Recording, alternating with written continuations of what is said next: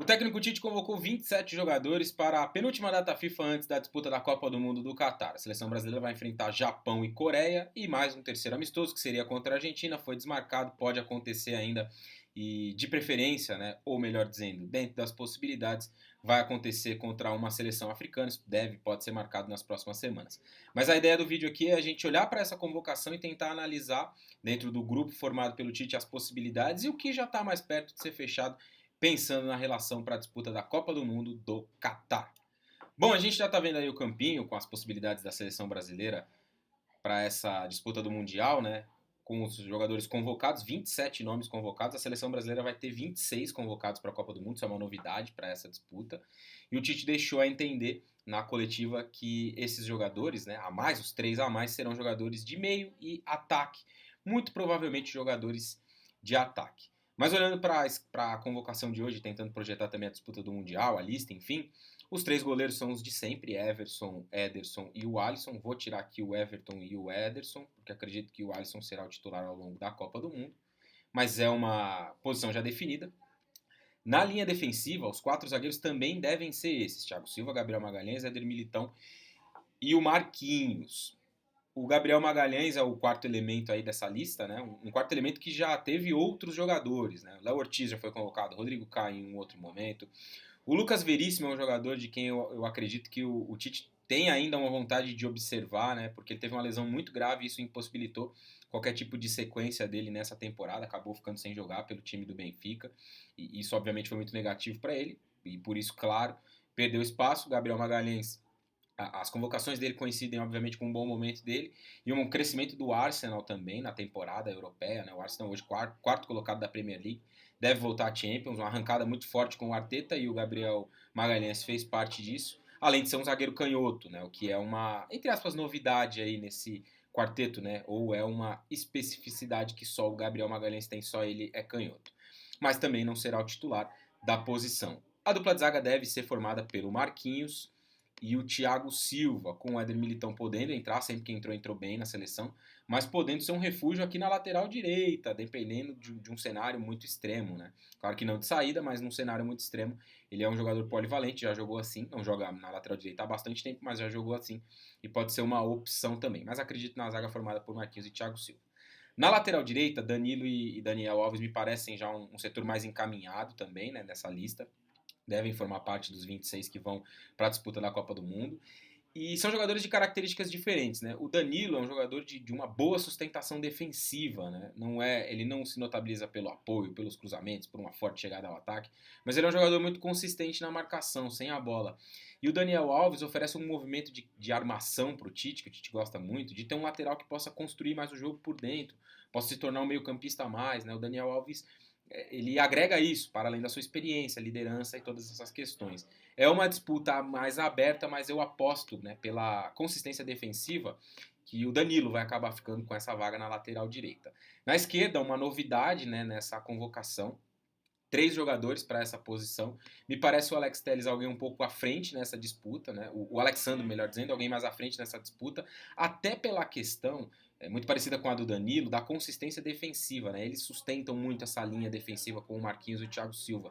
E são jogadores que não se notabilizam os dois pelo apoio, mas que ajudam muito no trabalho sem a bola. Isso pode ser um diferencial para eles na disputa por uma vaga na Copa do Mundo.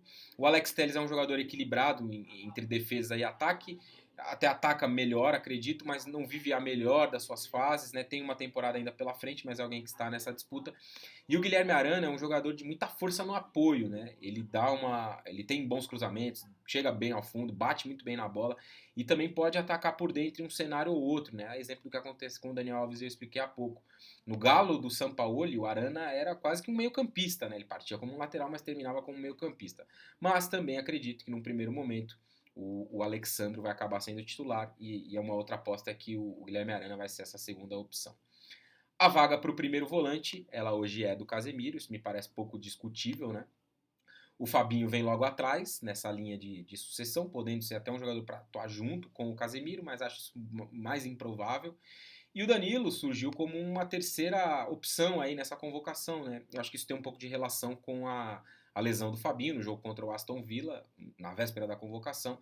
Ele, ao que tudo indica, estará pronto aí para essa data FIFA, mas Nesse sentido, o Danilo também deve ser testado, pode ser que tenha minutos, enfim. É uma opção interessante, é hoje, na minha visão, o melhor volante em atividade no Brasil, mas creio eu que, como talvez um jogador mais forte para vaga no grupo ou como titular, vai acontecer apenas no próximo ciclo. Acho que nessa o Danilo vai acabar ficando de fora também, não só da disputa por uma posição ali, mas também na lista final na Copa do Mundo do Catar. Não vejo o Danilo sendo convocado nesse momento.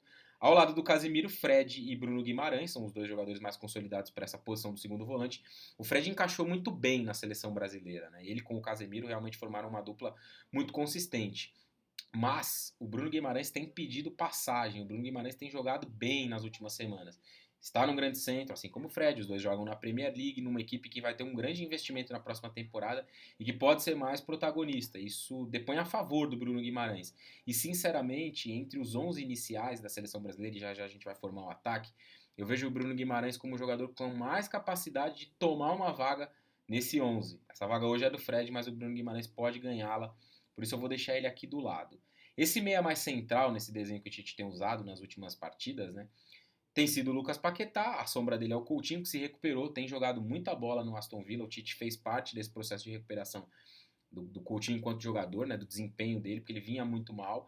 E as últimas convocações também ajudaram a puxar ele um pouco para cima, mas acho que vai esperar, estará na Copa do Mundo na minha visão, mas vai esperar um pouco mais, deixando essa vaga do meia mais central para o Lucas Paquetá, que tem boa chegada à frente, boa finalização, articula jogadas e muito forte fisicamente para esse trabalho de marcação, de combate, no trabalho sem a bola.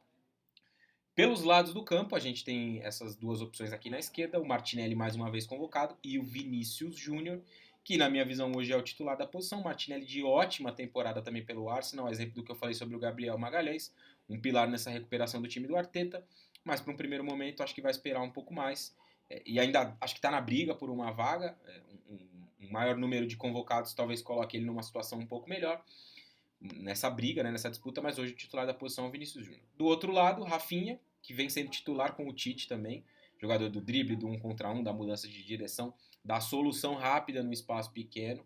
E o Rodrigo, que é um destro que joga pelo lado direito, isso não é muito comum, né? Geralmente os pontas jogam aí com os pés trocados, ele pode jogar na esquerda também, mas é até mais agressivo em direção ao gol, né? Um jogador de bom posicionamento, um jogador de refino técnico para definir as jogadas, né? E a gente viu esse poder de decisão dele nos jogos da Champions. Acho que assim como o Martinelli é um jogador que é favorecido pela questão dos 26 para poder chegar à lista final. E a gente não pode perder de vista que aqui nesse lado direito, ainda vou até tirar o Rodrigo aqui, ainda tem o Antony, que machucado acabou não sendo convocado, mas vejo o Antony brigando com o Rafinha, como o Antony não está disponível, o Rafinha nessa data FIFA. Coloquei 4 opções aqui para referência, mas vou explicar aqui como a gente vai desmembrar isso. Dessas 4 opções você tem o Matheus Cunha, que é o 9 mais 9, né, o 9 mais puro com os jogadores chamados pelo Tite, né, dos convocados, ele é o jogador mais referência.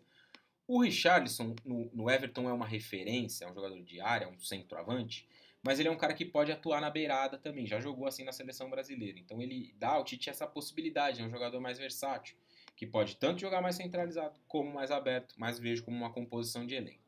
O Gabriel Jesus cresceu muito nas últimas semanas, pode ser o ponta-direita que já conhecemos, pode ser um atacante 9, como jogou em algumas oportunidades com o Tite, com o Guardiola, melhor dizendo, nas últimas semanas. Na semifinal da Champions ele foi titular como 9, mas é mais uma dessas, né, um jogador que dá a possibilidade de ser um ponta ou um centroavante, nesse momento também, na minha visão, uma composição de elenco.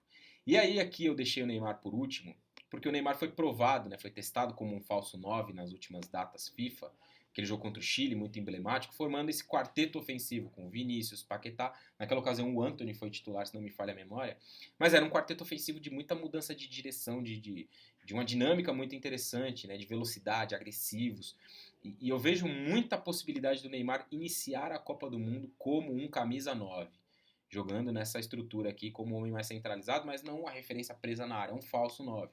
Um jogador que vai abrir espaço para o Paquetá infiltrar, um jogador que vai abrir espaço para o Vinícius Júnior infiltrar e vai fazer combinações com ele, um jogador que vai abrir espaço para o Rafinha infiltrar e fazer combinações com ele, e um jogador que ao lado do Paquetá vai ajudar a seleção a pensar o jogo. Vou tirar o Cunha aqui para não ficar estranho. Vai ajudar o Paquetá a pensar o jogo em vários momentos, né? Então, na minha visão, é uma opção muito interessante que o Tite tem para a disputa da Copa do Mundo. Não vejo a seleção fugindo muito desse desenho que está na tela neste momento. Como eu disse, Bruno Guimarães e Fred, na minha opinião, é uma disputa. Há uma disputa com uma tendência ao Fred ser o titular. E na direita, Antony e Rafinha. Na minha visão, existe uma outra disputa com uma tendência ao Rafinha acabar sendo titular pelo o tempo, né, que já vem trabalhando na seleção brasileira, embora o Antony seja um jogador também de extrema qualidade.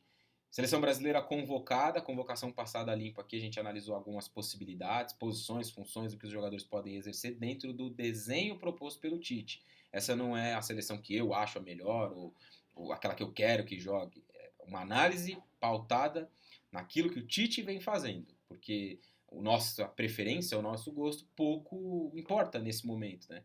Acho que o mais importante é a gente tentar entender, tentar entrar um pouquinho na cabeça do treinador para entender quais são as opções. A Copa do Mundo se avizinha e, obviamente, aqui no Taticamente Falando, a gente vai fazer uma cobertura grande, especial, com análises prévias, com análises dos jogos, vai ter um guia da Copa do Mundo. Muita coisa por aqui, muito conteúdo, porque a Copa do Mundo, sem dúvida, é um torneio que merece todas as atenções. Pedir para você curtir o vídeo, se inscrever no canal, ativar as notificações. Também dá uma força pra gente, pegando esse link, copiando nos grupos de WhatsApp, colando, manda por aí pros seus amigos, pra gente tentar enriquecer essa discussão, trazer mais pessoas para conhecer o nosso conteúdo. Valeu, galera, um abraço a todos, não se esqueçam do nosso lema, leia o jogo. Valeu, obrigado, tchau.